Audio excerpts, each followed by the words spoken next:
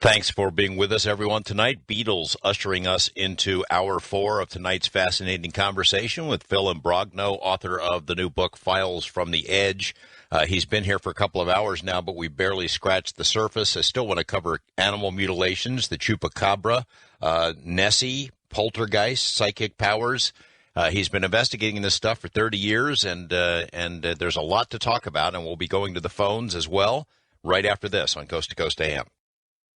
Welcome back. We're in the home stretch with Phil Imbrogno. Phil, before we go to the phones, I want to run down a list here and give me the sort of the thumbnail answer for a couple of these things. Mutilations. I mean, animal mutilations is maybe the weirdest area associated with the whole paranormal discussion, at least in my view. And can I say that you do not believe that the key cases are the result of predators or devil worshippers? I don't, because I've been involved in a number of investigations, and I really don't know why or who is doing them, but they are out there, and they are part of the paranormal world. The chupacabra. Well, the chupacabra, I don't really know too much about that. There's a different descriptions of it comparing where you go, but I was down in Texas, and before anybody ever heard the word chupacabra, I heard stories of an animal that would, suck the blood from other animals. They found animals drained the blood, a little mutilated, and that, I may have seen one myself when I was down there during my Bigfoot investigations. And could this be an animal that's from here, or you think it's from somewhere else? I really don't know.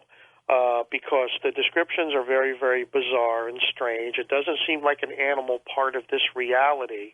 And I have to say that, I do believe something like a chupacabra exists, and I'm not sure exactly whether it's part of our world or another. Nessie, the Loch Ness Monster, sea serpents, that kind of stuff. Lake monsters in every lake in the world for, oh my gosh. I mean, I did extensive research on it, and the most interesting thing that I came across is sightings of a sea serpent in Long Island Sound and on the east coast of the United States since 1873. And these things were all documented in the New York Times. You could still find the stories in the archives. Some of those stories that you hear about are made up, aren't they, by people who want to encourage tourism or something like that? Well, I imagine some of the lake monster stories could be. But, how do you account for it? Nobody really wants to go, touring in Long Island Sound. So these sightings of sea serpents in Long Island Sound are pretty well documented by multiple witnesses since the 1800s, and they continued all the way into the 1980s, but they seem to be there, they disappear, and then they reappear at another point of time and are seen again. And the sightings were so documented, and the witnesses were so many that at one time in the 1920s, the United States government sent a expedition team out into Long Island Sound and some of the coastal areas of New England, but found nothing because the reports were so convinced. They were such good documented reports from established individuals that, the New York Times were carrying stories in the 1800s on this. And is this the kind of thing similar to Bigfoot, similar to aliens? We were talking in the beginning of the interview about intrusions from other realities, that these things come into our world and then they go back to wherever they came from, which is why we can't find body parts or remains or something like that? If the reports are true and the witnesses are accurate in their descriptions and they're not all misinterpretations, then what other explanation do you have for an animal, let's say the size of a large boat that's serpentine in nature, to be seen by dozens and dozens of witnesses over a period of time, then disappear, then once again reappear 20 or 30 years later, being seen for a number of days or weeks by multiple witnesses, and then disappearing again? If these things aren't flashing in and out of our reality from somewhere else, then, then there's something going on in the human mind that caused some type of hallucination. On poltergeist, now we touched on it briefly. You mentioned about EVP, and is it your suspicion that poltergeists really do represent some sort of a a life force that leaves people when they die and goes somewhere else and then reintroduces itself through unknown means. Well, poltergeist means noisy ghost, and I think it's an energy source that comes from another parallel reality, because the cases of poltergeist that I have investigated were mostly all rock throwing. So you have an energy source that picks up rocks and throws them around. And there are quite a few documented cases of rocks throwing. I've investigated several of them, but they stem back all the way to the days of the Roman Empire, where rocks would come down from the sky or be thrown up against the house. Now, the cases that I've investigated always involved UFOs being spotted in the area, and in some cases, the poltergeist activity in the house with the things moving around, rocks throwing, furniture moving, all started when people started using a Ouija board, of all things. And have you used one? Oh, back in the old days, just experimented with them, but I can't say I have any definite results with them. What is your guess on that? What is that tapping into? How does that work? I really don't know. I think, people are going into a meditative state of mind. The people there may be causing the object to move and spell out the names subconsciously. But then again, there may be another force that is actually moving through the electrical synapses of the human mind, causing things to move, to spell out things. Obviously, some of the messages and some of the things that happen in these cases are frightful, and the experiences seem to follow them after they put the board away. One couple in Litchfield County, after they moved into a new house and they found a Ouija board up in the attic, and they said, let's have fun, because it was close to Halloween when they moved into the house. After they did this, they started experiencing poltergeist in the house, and the police even visited the house. There's a police record on it. I investigated it. But after they took the Ouija board and burned it into the fireplace, all the incidences stopped. So, how do you account for this? There's some type of connection, I think, that's made with these other dimensional existence when human beings go into some type of state of mind where they allow communication to take place, perhaps. It needs to be studied in greater detail. Back to the poltergeist thing, because I'm not sure I got the answer I was looking for. I mean, you as a scientist, can you buy the idea that there is a life force, a spirit, a soul, something like that exists in us that leaves after we die and goes somewhere else and can come back? Well, I hope so. But, the thing is this. There could be dimensional portals opened up where energy comes through. How this energy is used in our physical universe, how it manifests, whether it's being directed by another intelligence or whether human beings are able to subconsciously take this energy and redirect it to cause things to happen, I don't know. I think it's something that has to be studied in greater detail. But poltergeist activity is documented, and it has gone back centuries of being documented. I've seen examples of it. I was with police officers investigating one house where something had moved, where rocks had fallen. What was it? Well, there was a case up in Monroe, Connecticut, where every day at 8 o'clock, rocks would fall down from the sky, straight down. The police thought that there were, vandals up in the hills with catapults, which was ridiculous. And I was there doing an interview with some of the witnesses, and while I was in the house, I heard, heavy rain on the roof. And I went out, and I saw rocks falling down. They were just finishing. I climbed up to the roof. They were all fresh rocks. At that time, there was another police officer who was investigating the case, was sent over because people called about the rocks. They were close by. They were hoping to catch the vandals. As we were, I talked to the police officer, and he says, yeah, I saw them come down. He said they just came down from the sky. And we went over and touched some of the rocks that made it to the ground, and they were warm to the touch. And all of them were round and smooth, as if they were underwater for a very long time. But the bizarre thing is as we watched, one of the rocks, and this is the truth, George, one of the rocks actually started to vibrate, got up, hit the police officer right in the arm and bruised his arm. And that rock was hot to the touch. And I still have that rock today. I had to take that rock. That was one of the the only cases in which I was present in which some type of phenomena manifested. That's why I'm convinced that this stuff is real, but I don't know what's causing it. We're going to go to the phones. Wildcard line, Bill in West Hartford, Connecticut, back there in Phil and Brogno's neck of the woods. Hi, Bill. What's on your mind? Yes, hi, George. Hi, Doctor. Hi. I want to talk about alien abductions and UFOs, particularly alien abductions and the ability for them to either mate with humans, which is biology, evolution, I'll explain, or use sperm and egg of human beings. I want to relate biology, evolution as we know it, to quantum mechanics. Now, hey, Dr. Bill, you're not going to give us a lecture here. You're going to ask a question, right? No, a good question. Just bear with me. Dr. Carl Sagan, when he was alive, used to say aliens who are trillions of miles away, light years away, couldn't mate with human beings because of independent biological evolution.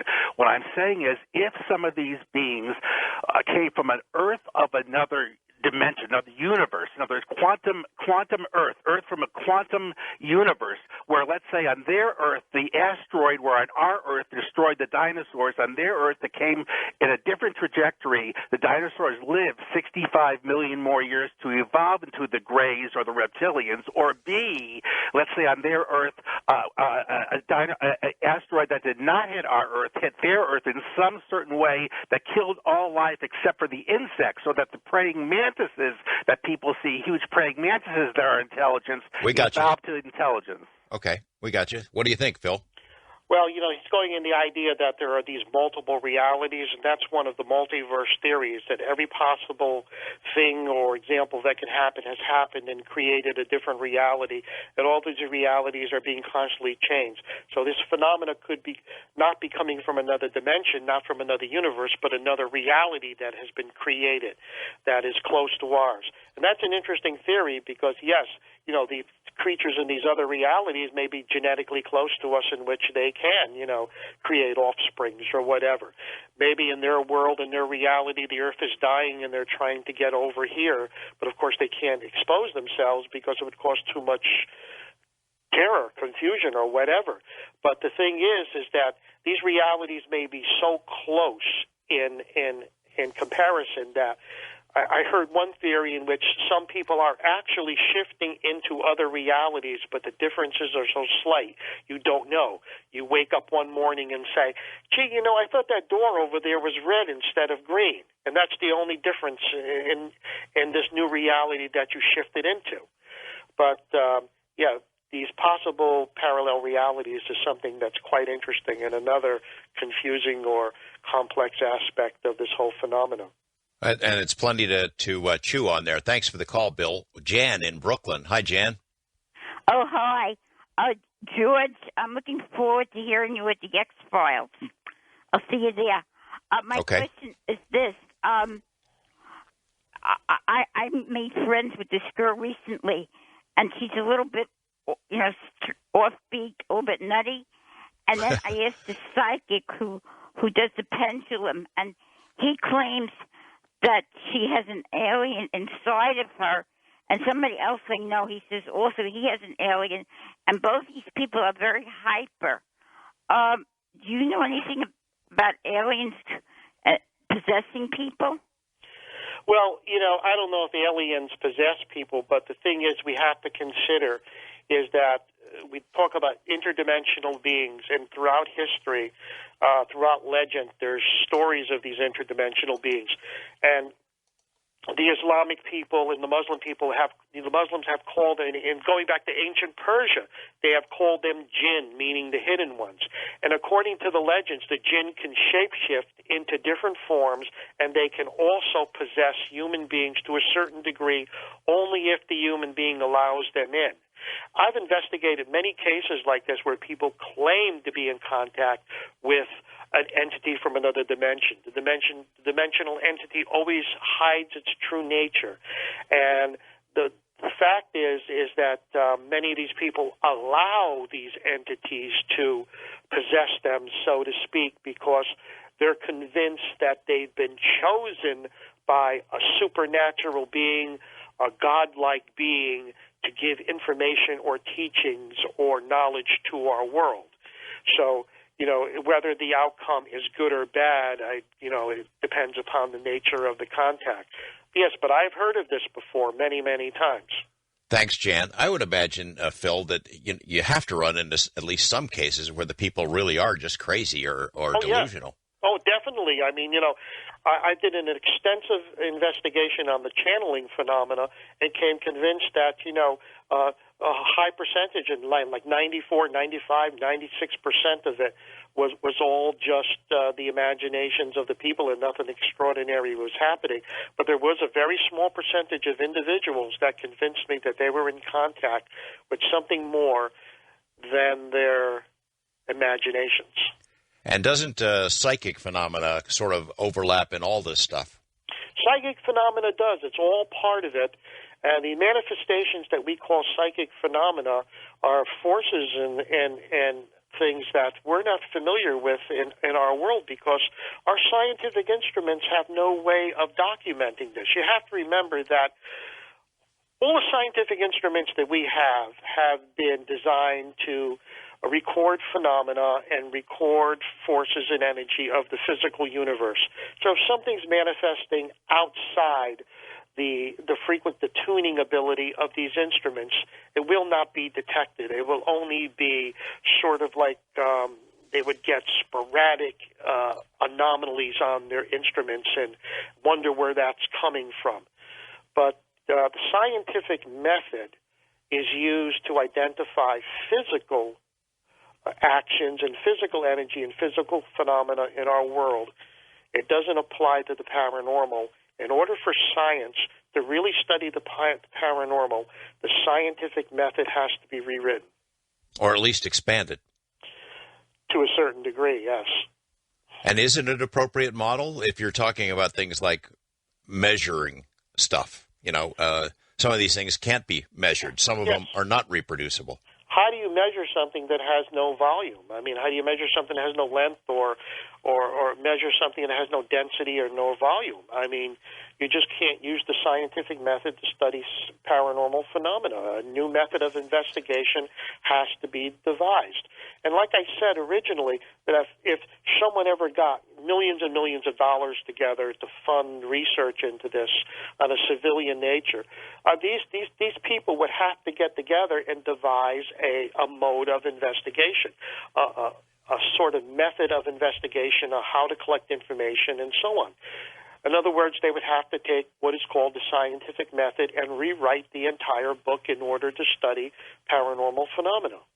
Well, for example, NIDS, the National Institute for Discovery Science, they gave that a shot, spent a bunch of money at it. Bigelow and some others have given money to UFO groups who can't agree with each other for 5 minutes long enough to agree on protocols, things of that sort. It's sort of the nature of the beast, isn't it? It is, and it's unfortunate, and I think they're just selecting the wrong individuals in order to study this. So you think there is a model, something using the scientific method as a starting point, but not the end model that could be applied to research into this field? And I think there is also, there's also technology that's available right now that could be slightly modified in order to work with paranormal phenomena. And I'm not talking about these heat detectors and all of this, with the things that these ghost hunters use. That's, they're all getting spurious results and anomalies that can't be proven. But there is scientific instrumentation out there, technology that can be modified to be used in paranormal phenomena. And I'm actually working on a number of devices right now, and they're being tested by a number of really solid paranormal investigators. And we'll get into that and take more of our listener calls when we come back. Crosby, Stills, Nash, long time gone, taking us into the break. Don't go away.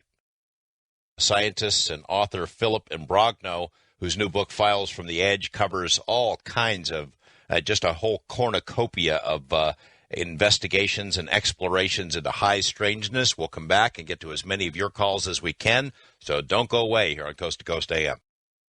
We're heading back to the phones with your questions for our guest, Philip Imbrogno, east of the Rockies, Jennifer in Maryland. Good morning, Jennifer. Good morning, gentlemen.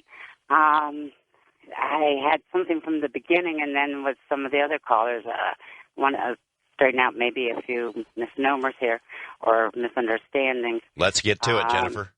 I have 43 years of study of the paranormal and 52 years of experiencing it.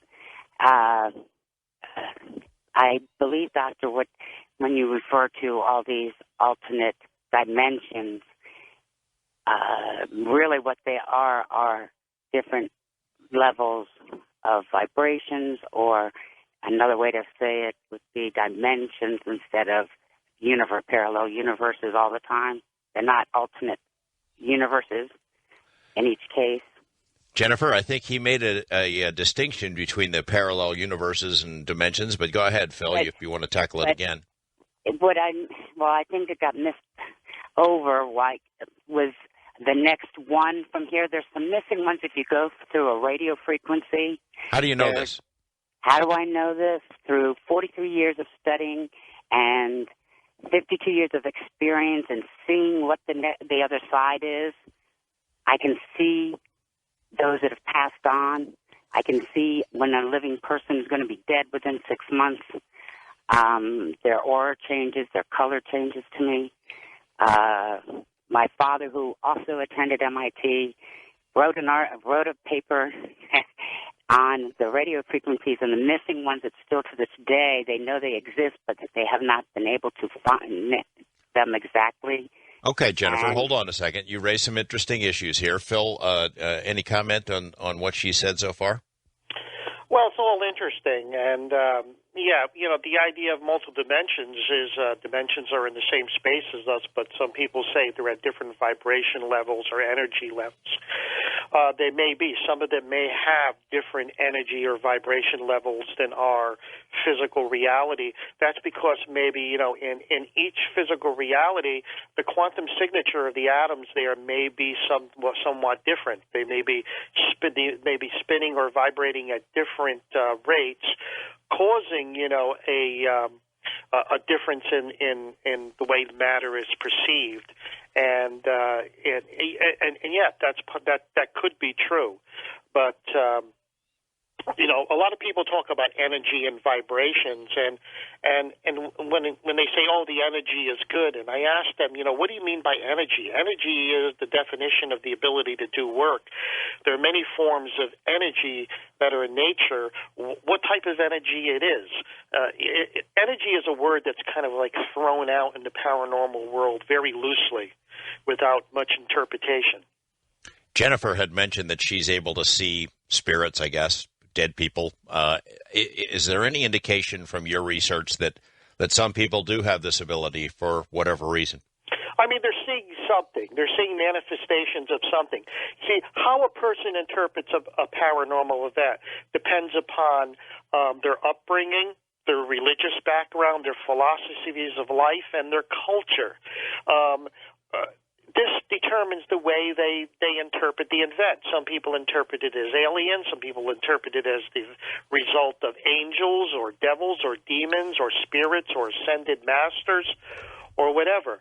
But since we don't understand what's happening to us because we're three-dimensional beings, you see, people will try to perceive it a certain way, to understand it, to put it into a category in which they can feel comfortable with the experience.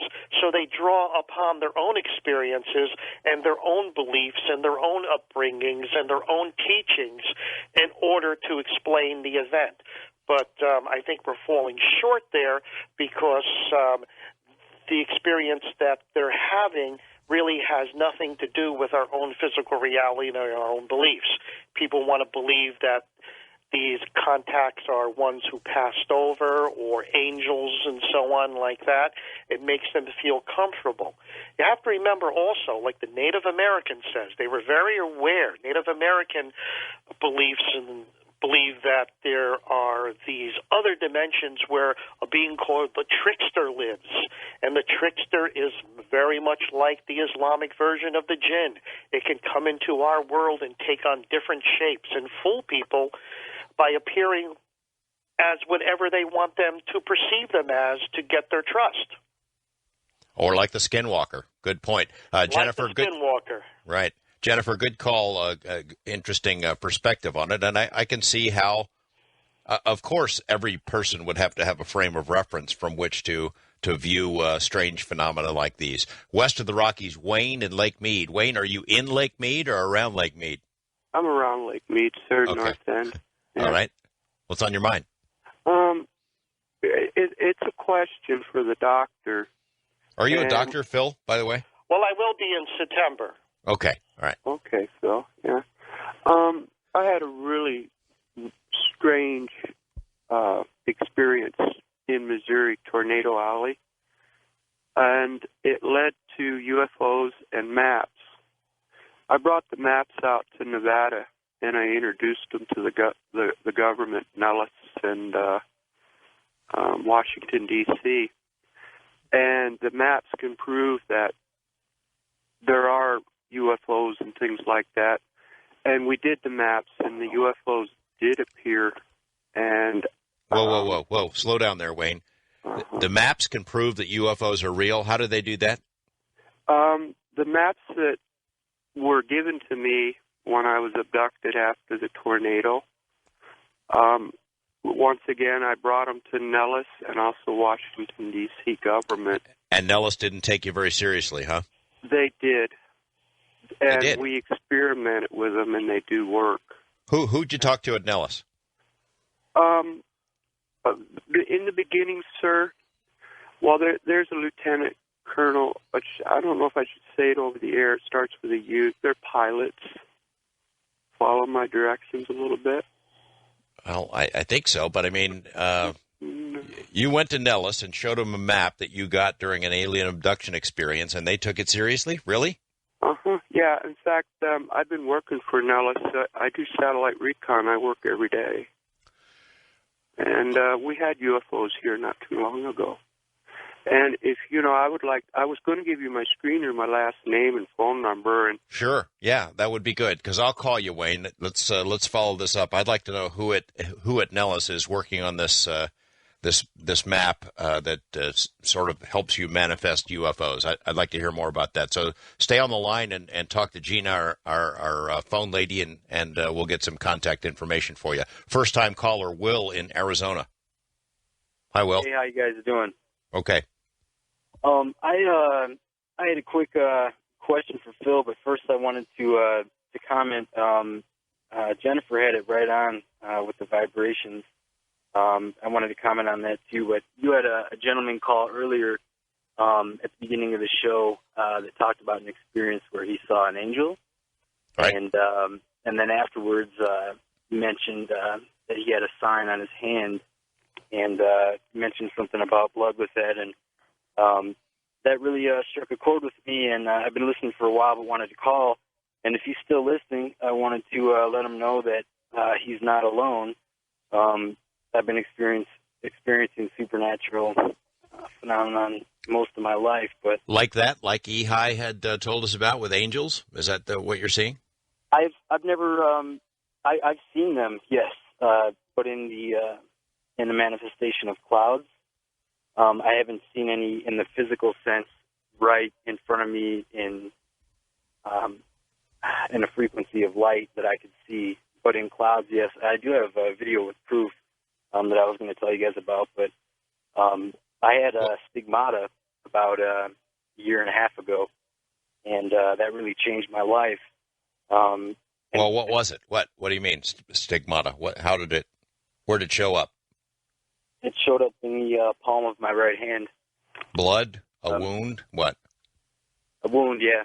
I had a very strange experience with that. I don't want to go too much into that, but that really opened my eyes. Okay. Well, Will, hold on there a second. Let me ask Phil. You know about stigmata, Phil? Have you investigated that part of it? The only part is I've heard of people who are having experiences with the paranormal, waking up or manifesting wounds on their body out of nowhere. I've never seen it happen right in front of me, but I've been shown wounds that they claim that just came out of nowhere with no physical injury. That's a tough one to evaluate, I would imagine. Will, thanks for that call. On Skype, Melvin in Memphis. Hi, Melvin. Yes, can you hear me? Yes. Yeah, my question is for Phil, and what I want to know is the fact is Phil's been doing this for like investigating UFOs for a long time. I've literally had to do it my entire life, almost every day.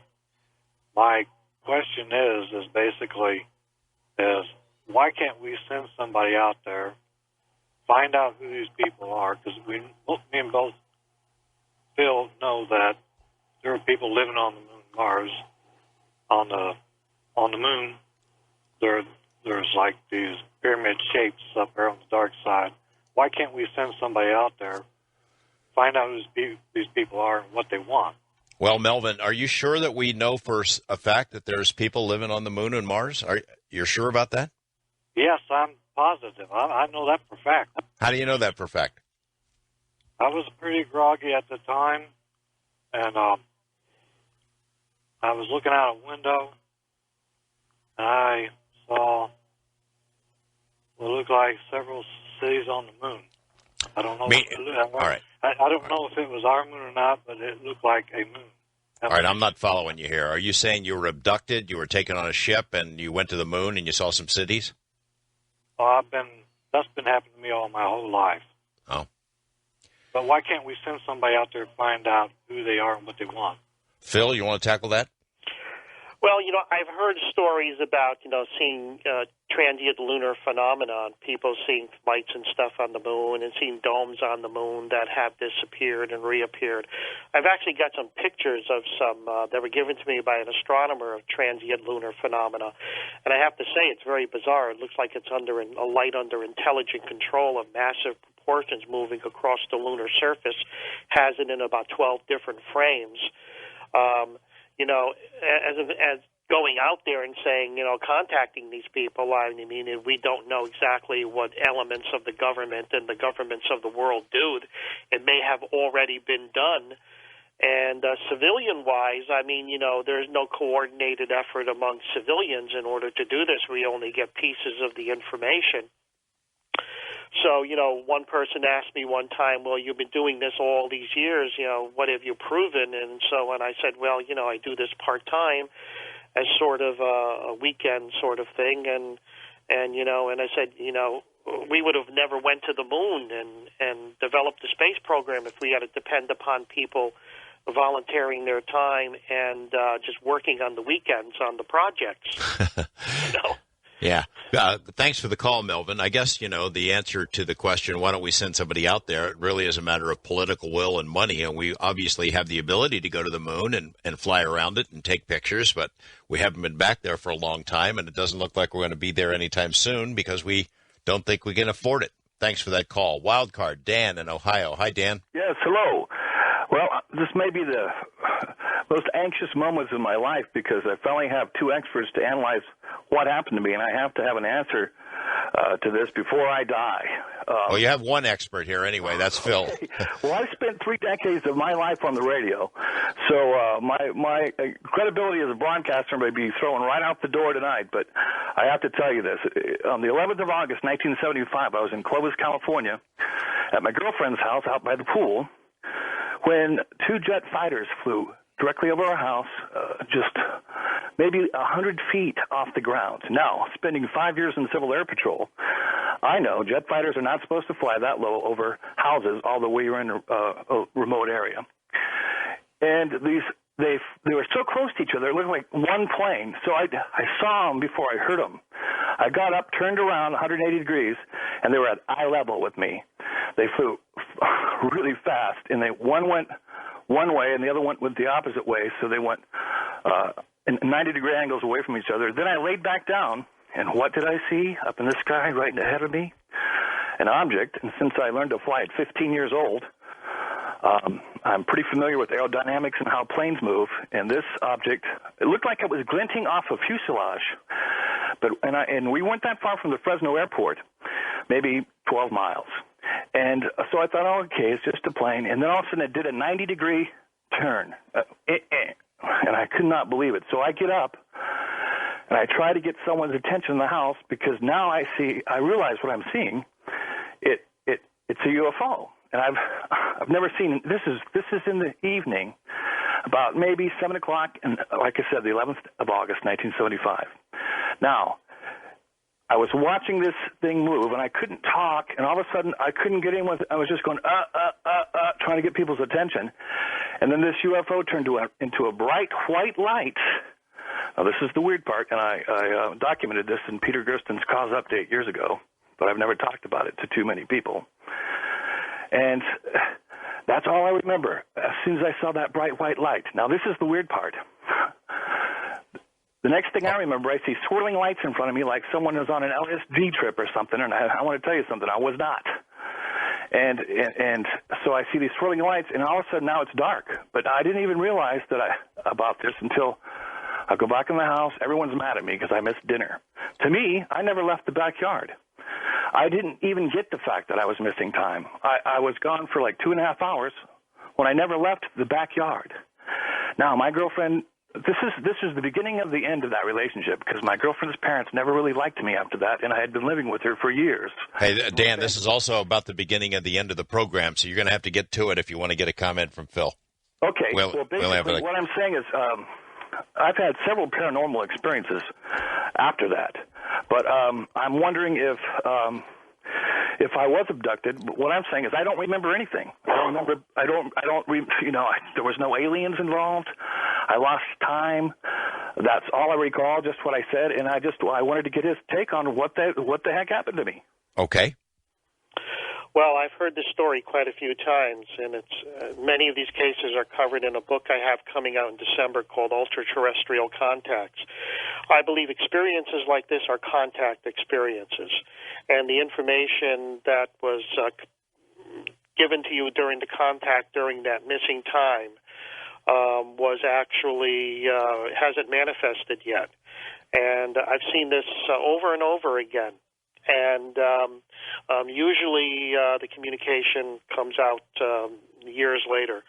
But it's definitely some type of contact experience that should be explored in greater detail. Do you also, Phil, you get a sense of urgency and sincerity on Dan's part just in his voice? Do you judge a case based on that kind of generic sort of a quality? I don't judge it. You have to decide if someone comes forward and claims to have all the answers and they know what's going on and so on. That's what you got to watch out for. But and witnesses filling in information and which never happened just to make it more complete, make the report more complete. But he sounds sincere. Yeah, and he sounded anxious about it and a little nervous about it, and I think it's a true contact experience.